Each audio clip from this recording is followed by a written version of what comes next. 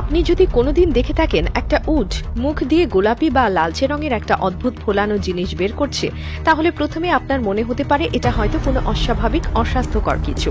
অনেকে তো দেখে ভয় পেয়ে যান বা ভাবে উটটা হয়তো অসুস্থ হয়ে পড়েছে, কিন্তু আপনি যদি আসল ব্যাপারটা জানতেন তাহলে বুঝতে পারতেন এই কাজটা উট নিজে থেকেই করে, আর এটা একেবারেই স্বাভাবিক একটা আচরণ, বিশেষ করে পুরুষ উটদের জন্য।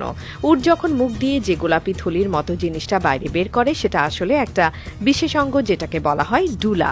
এটা উটের গলার ভেতরে থাকে এবং শুধুমাত্র প্রজনন মৌসুমে, অর্থাৎ যখন প্রেমের মুডে থাকে উট, তখনই তারা এটা ব্যবহার করে।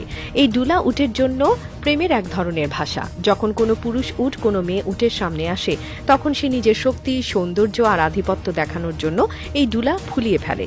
এটা অনেকটা ময়ূরের লেজের মতো। যেমন ময়ূর লেজ মেলে প্রেমিকাকে আকর্ষণ করে, ঠিক তেমনি উট তার গলা থেকে এই রঙিন থলিটা বের করে দিয়ে নিজের উপস্থিতি জানান দেয়। এটা একটা বায়োলজিক্যাল সংকেত, যার মাধ্যমে সে বোঝায় সে শক্তিশালী, যৌন সক্ষম এবং অন্যদের থেকে আলাদা। এই সময় উট শুধু একটা থলিটাই বের করে না, তার আচরণও বদলে দেয়। সে গলা ফোলায়, গম্ভীর আওয়াজ তোলে, অনেক সময় থুতু ছিটায়, এমনকি আশপাশে কেউ থাকলে তার দিকে ধেয়ে আসে। এই সময়টাতে পুরুষ উট খুবই আগ্রাসী হয়ে ওঠে, আর কেউ যদি তাকে বিরক্ত করে তাহলে সে মারাত্মক রেগে যেতে পারে, কারণ সে তখন তার আধিপত্য প্রতিষ্ঠা করতে চায় আর যে কোনো প্রতিযোগীকেই হুমকি ভাবে। তাই এই সময় উটকে ছুতে যাওয়া বা তাকে বিরক্ত করা একেবারেই বোকামি।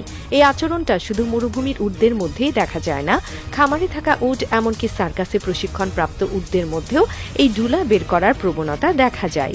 অনেকে এটাকে বেলুন বলে ভাবেন, কেউ কেউ তো ভাবে উটের মুখে কিছু আটকে গেছে, কিন্তু এটা আসলে উটের স্বাভাবিক শারীরবৃত্তীয় অংশ, যার কাজ একেবারে নির্দিষ্ট সময়ই হয়। এই থলিটা এতটা বড় হতে পারে যে অনেক সময় উটের পুরো মুখের পাশটা ঢেকে ফেলে এবং হাঁটার সময় পর্যন্ত সেটা দুলতে থাকে।